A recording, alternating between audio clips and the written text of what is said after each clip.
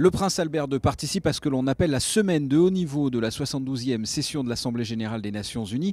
Et bien la veille de l'ouverture de ce débat général, le ministre des Relations extérieures et de la coopération, Gilles Tonelli, s'est rendu lui aussi dans le bâtiment onusien.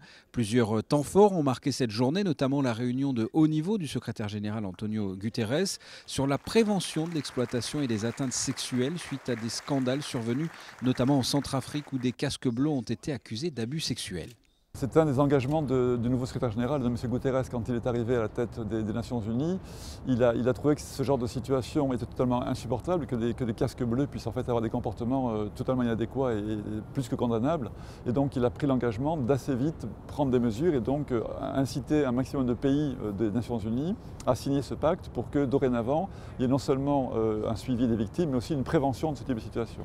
Autre temps fort de cette journée, une rencontre bilatérale avec la ministre des Affaires étrangères d'Indonésie, rencontre qui a tourné autour du commerce et de l'investissement, du tourisme et des océans, ainsi que la candidature de l'Indonésie au Conseil de sécurité de l'ONU comme membre non permanent en 2019 pour une durée de 2 ans. Cette rencontre bilatérale a été organisée lors de l'Assemblée générale, une opportunité d'échange, sachant que la diplomatie mondiale se retrouve pendant quelques jours dans le même bâtiment. C'est l'occasion dans l'année d'arriver à concentrer en un seul endroit tous les ministres des Affaires étrangères de tous les pays du monde. Et donc c'est vraiment l'occasion de pouvoir évoquer certains sujets, voir les personnes qu'on a besoin de voir. Et donc c'est vraiment dans cette mecque du multilatéralisme, vraiment l'endroit où on peut faire du bilatéral en fait.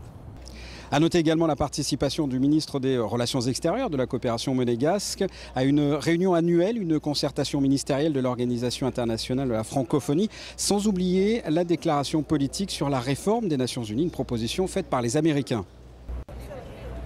Le débat général de cette 72e session ici à New York se déroule sur une semaine environ. Les médias du monde entier sont présents, sans oublier la sécurité. Ici, une sécurité plus que conséquente aux alentours du bâtiment. Sachez que nous reviendrons dans le détail dans une prochaine édition sur l'ouverture officielle de ce débat général en présence du prince Albert II.